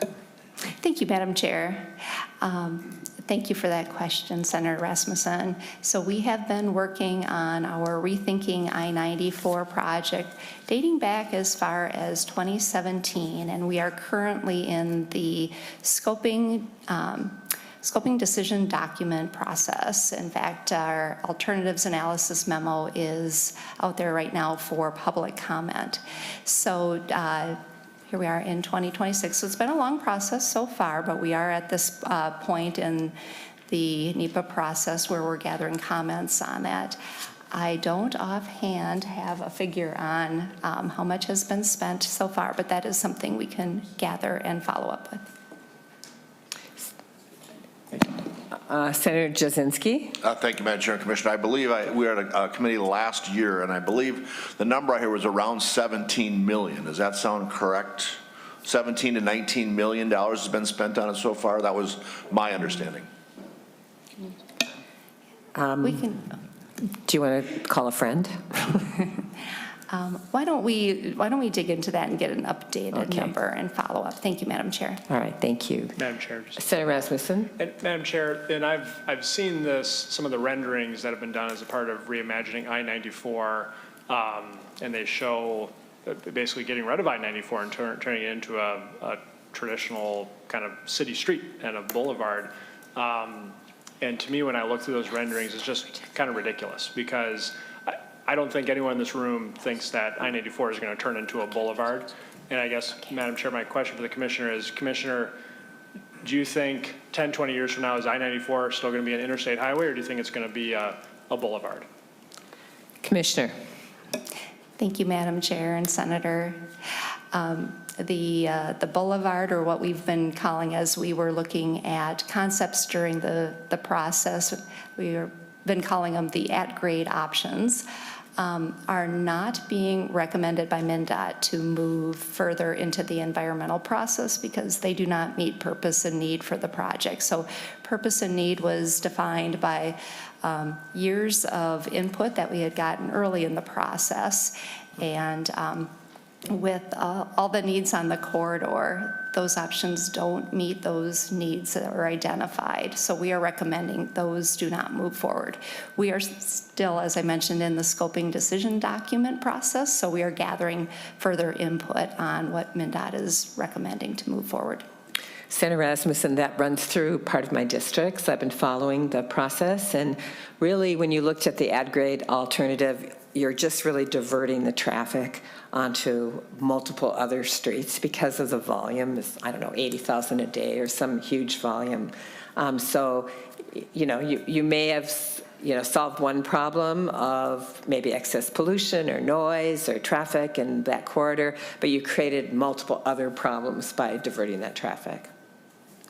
Did you have more, or I'll go to the next person? Go ahead, Senator Thank you, Madam Rasmussen. Chair, and thank you, Commissioner. And the reason I bring that up is, I don't know if MnDOT had to put together designs and documents to know that we weren't going to turn I-94 into a boulevard. And I don't know, we'll, I guess, hear the follow-up in terms of what the actual spending was, but if it's anything close to $17 million, I know that there's a lot of roads and bridges across the state of Minnesota that could have used that money to improve safety, improve efficiency for the communities that rely on that infrastructure. And I think it's one of the broader concerns I have is when you see dollars, kind of dead design costs going into a project like that. In addition, we see now this new greenhouse gas requirement where whether it's the state or counties, if they're trying to add additional lanes, if they're trying to improve safety, improve traffic flow in high growth areas of the state, that now they're arbitrarily going to have basically a green tax on top of that. And instead of putting those dollars into roads and bridges that Minnesota needs rely on support, I just worry about the diversion of those important dollars. So that's something that would encourage Madam Chair, the Commissioner and her team to take a look at the costs of that. And is that something we could fix this legislative session? Rasmussen, is that a comment or a question? Comment. Comment, thank you. Then I'll move to Senator Nelson. Thank you, Madam Chair. Commissioner, I'm concerned that I don't see any local road improvement money. Maybe I'm missing that. I don't see funding for the local bridge replacement program. I just don't ever remember seeing those programs not funded. These are incredibly important. I think MnDOT rates them. I think you rate them as number 1 and 2. I know in my area, they're incredibly important. So I'm just curious about this lack of funding. And then if you might think, well, it's just 1 year or 1 biennium, but we have over 1,000 bridges that need to be replacement, local bridges that meet the eligibility to be replaced. And I cannot imagine that this state would not be funding bridge replacement at all. And also not funding local roads. I just have to say it's incredibly disappointing and really hard to believe. I almost think it's a mistake. Do you think this is a mistake that these zeros, these these zeros just showed up in those two areas? I take that's a question, Commissioner. It is a question. I mean, we just can't imagine that. It's just never happened. Madam Chair, Senator Nelson, thank you for noting the needs, and we agree there are many needs on the local system as well. And again, just more needs than there are funds. And with that, just really appreciate the willingness of you to recognize those needs, and we look forward to working with all our legislators on the needs across the state when it comes to transportation as a bill is developed. Senator Housley. Senator Nelson, we have one more presentation, and we want to finish by 5, so be brief. I'm very hopeful that we in this committee, in the Transportation Committee, in the Senate in general, will actually prioritize these projects, local roads and bridges. I think they're just essential. Thank you. Senator Housley. Thank you, Madam Chair, and mine was right along that lines. I was just curious how the Department of Transportation evaluates the importance of LRIP and LBRP compared to other transportation projects, because on the website you have them ranked 1 and 2, and I know in 2024 we had $417 million in requests for LRIP. And I know there's so many bridge projects that are shovel-ready right now, so it's really, really surprising that the government gave them all of those zeros. It's extremely disappointing. That's it. Just a comment, Madam Chair. Just a comment? All right, then I'll go to Senator Jasinski, I think. Where's my list? Yeah, Senator Jasinski. Thank you, Madam Chair, and I appreciate the discussion. Just going to echo and get on the same bandwagon here again. LREP has been a very successful program. I've heard that from MnDOT. I've heard that from all kinds of people. It's a local roads and bridges, and to my understanding of the new program, the highway or high priority pavement program basically shifts that over to state MnDOT roads and has no local impact at all. It's just the state roads. So what the LREP did was a local road. It had state grants plus a local match, and in this new program there's no local match. It's all on the state, and that's frustrating. Again, it seems like it's being shifted from local small towns, greater Minnesota, to the high priority roads in the metros. What I'm getting off this, reading this, the way I see it. My concern over that, again, a local bridge, the same thing as Senator Nelson and Senator Housley said. These are needs we have. So very concerned. I think in 2022 there were 86 projects that were funded through LREP. They're both funded through the same thing, I believe, as trunk highway bonds, so it's coming from the same amount of money that's coming in, or is I'm not correct there? John? Commissioner? Madam Chair, again, I'm going to try your name, Mr. Naderud Hubinger. Very close. KH works just fine as well. Madam Chair and Senator Jasinski, so LRIP and local bridge have to be general obligation bonds. The proposed pavement program is trunk highway bonds. Okay. So that is the one distinction. Okay, thank you. Again, just echoing my concern that, this project is not getting funded. From all the county and city engineers I hear from, this is a great program. It has a process to go through there. They get ranked, they get prioritized, they have to meet certain requirements. Just a great program. If you look at the list on the MnDOT website, there's so many programs that have been funded through this. So my concern, we're shifting from local roads to high priority ones, and I don't know what the definition of that, because I haven't seen it anywhere, obviously, where the pavement's failing on high visibility, high roads, which to me is where you're seeing more use in it. And, we need to get goods across the state, from farming to manufacturing to all these products. So I'm concerned about that.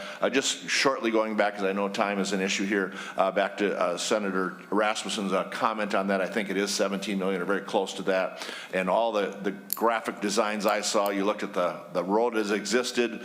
I had the highway, had 4 lanes, had a lot of truck traffic, and you looked at the design and all the trucks were gone. There's not one truck in the graphics that they showed on the new program. So as Senator Pappas, I agree with you, you're just diverting a problem somewhere else. I think there's 4 major medical institutions along Highway 94. So we're talking ambulances getting people to where they need to go, an emergency and those things. And you're putting in, or the proposal was to put in, and I'm glad you say publicly that you don't really agree with that, because it's an interstate. Interstate is not a boulevard. Interstate is connecting interstate. from one state to another, and how you would shift from a 4-lane or a 3-lane down to a boulevard as part of an interstate makes no sense to me. But again, I say the same frustration. We're spending a lot of money on a design that isn't even functional for what we're trying to do here in Minnesota. So, but again, I'll go back to LRIP. It's my concern here that we're not having that in. The governor has zero money in there. Again, and I bring this up every year, we're not seeing any priority from the governor to put money into roads and bridges. So that's my comments, and I'll move on. Senator Kroon. Thank you, Madam Chair. My question's on the trunk highway bonds and the high priority pavement projects. Can you walk me through how the decision was made for 100% of the trunk highway bonds to be for the high priority pavement projects? I know there was a graph in here, and I know the long-term need, but was there any thought about other uses for trunk highway bonds, infrastructure, construction, or how did you land on 100% of it going to the pavement projects? Commissioner. Thank you, Madam Chair, Senator Kuhn. So when we were looking at needs on our system, making some recommendations, the last federal reauthorization bill came with its own specific bridge program. So there have been more dollars going towards bridges recently. It's pavements and our drainage infrastructure that are rising within our asset management needs. And that's how those two were part of our priority list for investments at this point. Senator Kroon. Thank you, Madam Chair. Okay, I appreciate that. I'm not against pavement projects at all. It's just in my district. Well, maybe let me ask you this: what qualifies, what determines a project as a high priority for the pavement? What's that determination? What goes into that? Commissioner. Thank you, Madam Chair and Senator. Well, we are looking at what is in our current program and then out years in the CHIP, and asking each of our districts, our 8 districts across the state, if additional money could be invested in pavements within your districts, which ones would you move up into the program or increase the scope of the project for a longer term fix? So each district identified those pavements, state highway pavements in their districts that they'd prioritize with additional investments. One more. Senator Kroon. Thank you, Madam Chair. And the only reason I ask that, and I think I've had this conversation with the district director, but in my district, after there was the funding for the Highway 65 project, MnDOT decided to repave Highway 65 just a year ago or something like that. And a lot of people in my district reached out to me and say, what in the world, why are you repaving this highway when it's going to be completely obliterated and under construction just a couple years later? And so they start wondering, if MnDOT has money to waste on that. Not that I'm complaining about pavement projects in my district, don't get me wrong, but it just seemed like how much is the need for high priority pavement projects if MnDOT can pave a highway that's going to be reconstructed in 2 years, particularly on that same highway when there's desperate needs for reconstruction up on Bunker Lake Boulevard and down at US 10 that desperately need funding, yet my constituents see the highway being paved 2 years before it's reconstructed. I don't know if you want to comment on that, but that's the disconnect I'm seeing here. Commissioner, do you want to comment on that? Thank you, Madam Chair, Senator. Maybe just in general, even when there are projects further out in our plans for longer term fixes, at certain points we need to do some shorter term fixes to get us to where we can still have usable pavements until we get to that point. So I don't have all the details on Highway 65, but be happy to follow up with you in further conversation about plans for that corridor. And Senator Dibble is going to have the last comment or question. Thank you, Madam Chair. Yes, I just wanted to express my interest in learning more about the high priority pavement program. So maybe we'll spend some quality time, maybe the two of us, in one of our offices. And I want to understand it better in light of the amount of trunk highway bonding authorization and as is yet unsold bonding that we have, hundreds of millions of dollars in available trunk highway bonding that is still, that's been authorized in years past, that still is pending sale. So, and then I also, and I've raised this before, I don't still completely understand why MnDOT is paying for the renovation of the floors that it's vacating so that other agencies can come in to use. So maybe we can spend some time at a future point. And much of this, Madam Chair, is going to be coming out of, and especially if it's cash, you know, and even trunk highway bonding, that'll be coming through my bill. So we'll have more conversations as we start to put together the finance bill that we'll send on through finance. And then finally, the local bridge and local road programs, I want to echo. I'm disappointed that something didn't come forward from the executive branch in terms of, you know, I feel the same way about Metro Parks. Never anything suggested for Metro Parks, lots suggested for state parks and DNR programs. That giant roadway system we have in Minnesota, over 80% of those roadway, maybe even more of those roadway miles that we are so proud of are owned by local units of government. Thank you, Madam Chair. All right, thank you very much, members. Thank you very much, Commissioner. We appreciate your time today. Then on our agenda, we want to invite forward Mr. Kent Whitworth, Director, CEO of the Minnesota Historical Society, with David Kelleher and Murray Bornberg.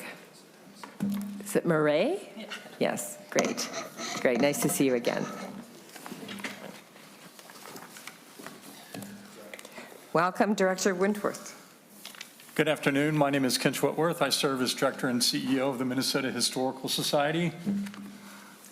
I'm Murray Bjornberg, and I am the Senior Director of Capital Planning and Archaeology for the Historical Society.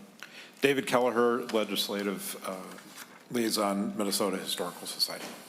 Chair Pappas, members of the committee, thank you for taking a very few minutes to review the Minnesota Historical Society's 2026 capital budget request. We very much appreciate the stops that you all have made at our historic sites back in the fall and even this winter, and hope that you have found it helpful to see firsthand these significant places that are important. They're an important part of how Minnesotans learn about their past.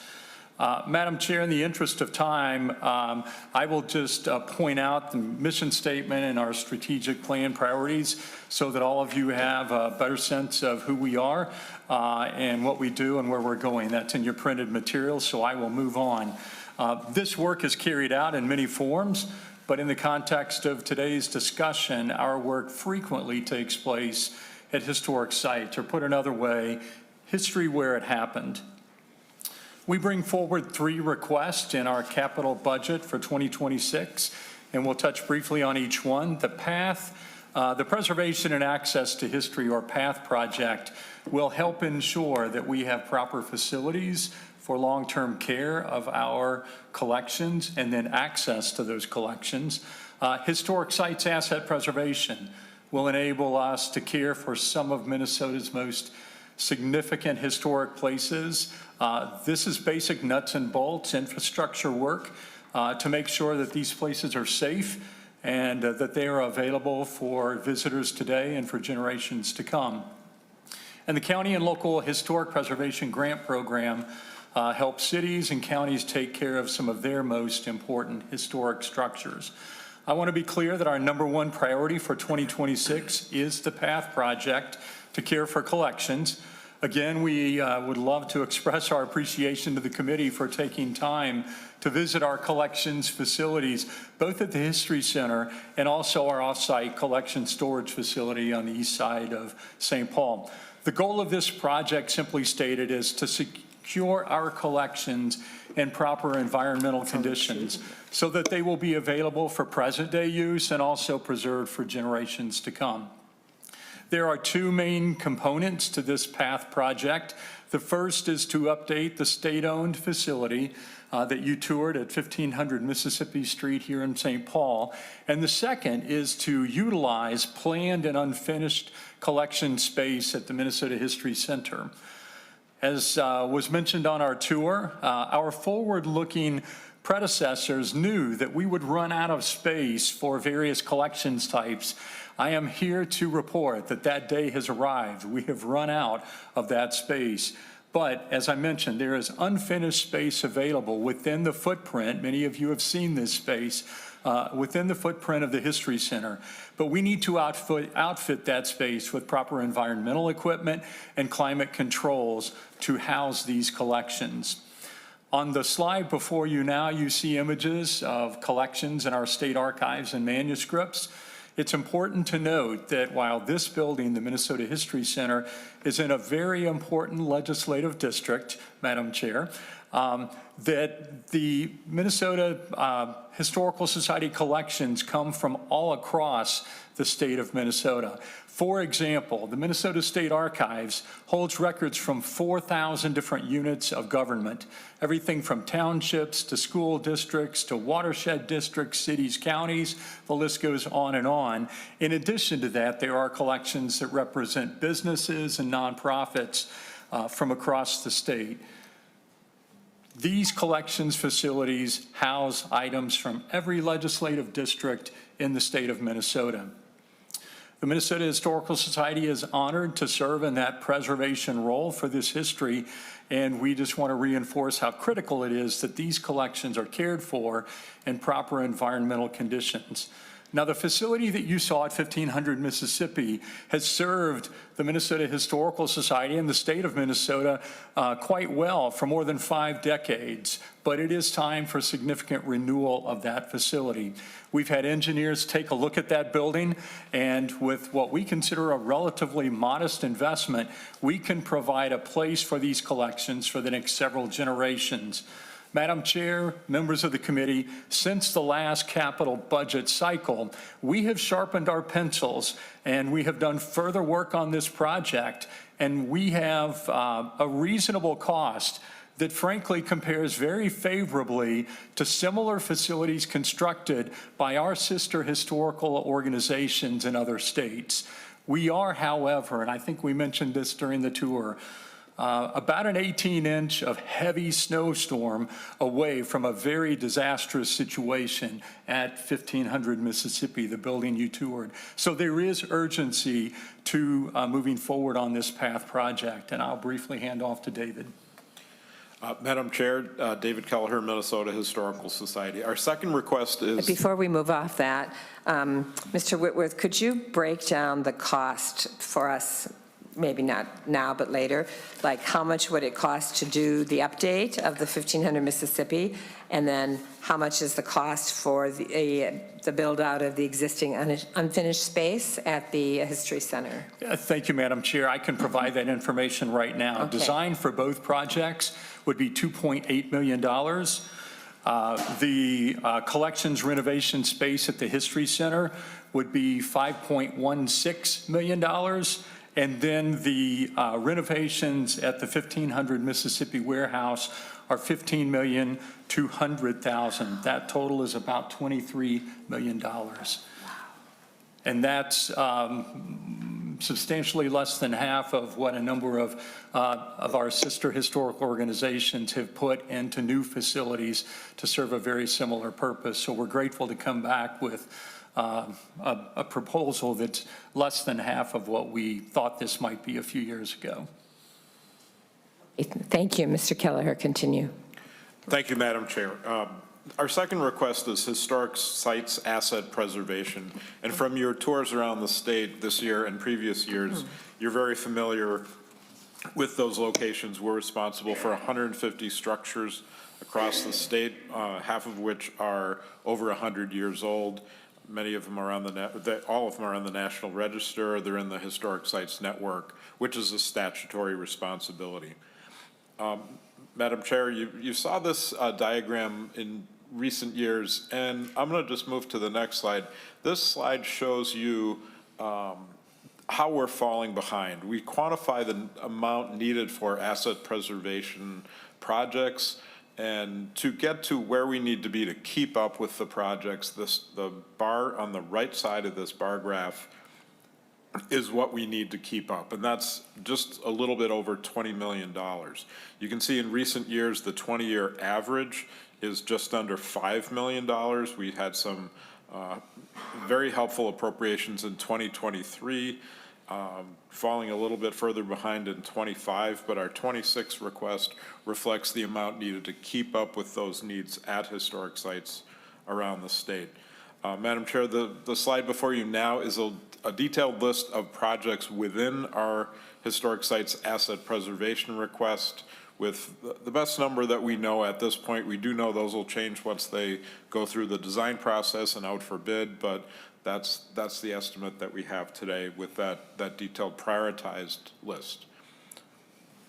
I'll turn it over to Murray. Madam Chair, Murray Bjornberg, Minnesota Historical Society.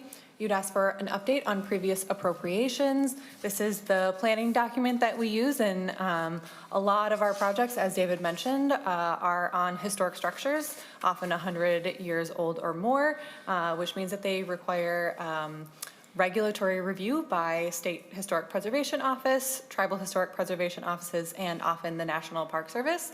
So our design process can take a little while. I'm happy to say, though, that of the 2023 appropriations, all of our projects are either in construction or planned for being in construction once the weather warms up a little bit. We do excitingly have some scaffolding going up at the Split Rock Lighthouse next week. So despite the winter, we're still moving forward with that. And then for our 2025 appropriation, those projects are in planning or moving into design for hope of construction in 2027, next year. So we'll quickly go through a few of the photos of past work at various historic sites. Split Rock Lighthouse, we finished up a large project up there to improve accessibility on the pathways there. A re-roof at historic Fort Snelling on the Shops building. You can see Harkin Store, that is one of the projects that will be in construction this season. And you can see the need from that photo. Oliver Kelly Farm, farmhouse preservation, that's touching the siding, the windows, the shutters, the foundation. Historic Fort Snelling, masonry repairs, decking, roofing repairs on that as well. Mill City feed elevator roof replacement. I sort of love this photo because this is next to where that gold medal flower sign is. So if you can imagine, this is about 9 stories up, and that's the condition of the roof. For our 2026 request, as David said, there's a prioritized list, a few photos of some of these projects: Mayo House exterior preservation, Fort Snelling, Building 17, and Link interior preservation, masonry preservation at Fort Ridgely. More work at Mill City. So Mill City elevator number 1 rehabilitation. Again, that is the building with the gold medal flower sign on it. And you can see that that concrete is really deteriorating and falling off of that building. Re-roofing at Mille Lacs, and then a preservation project at Lac Qui Parle. And I will hand it back over to David. Madam Chair, our third and final request is the County and Local Historic Preservation Grants Program. This is a competitive matching grant program so that counties and cities can help preserve their most significant historic structures. And this often will help with windows and roofs at those important historic locations. So thank you very much. Are there any questions? I do have a comment.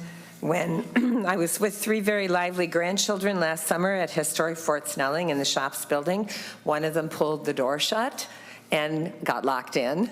And I had to find a staff person to come and find a key that would open it because it automatically locked. And I think they ended up walking through the building and finding some other way to climb over a rope and escape. But They'll never forget that. yes. All right. Thank you so much very much. We certainly appreciate all the hosting you do for us when we're on our tours. We definitely enjoy that. And we had a very good special visit just last week. Was it the week before? Just a couple of weeks ago. I'm supposed to announce it? Why? I don't understand why.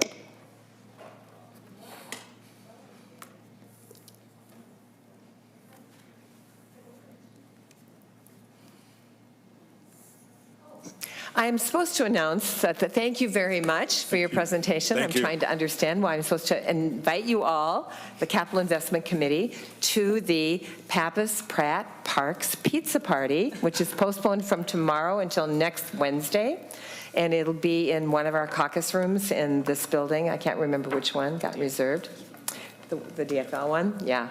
In the DFL caucus room, you are invited to join. Tomorrow would have been in the GOP caucus room, so we are very bipartisan. Pappas and Pratt and all the parks. Thank you very much. The committee is adjourned.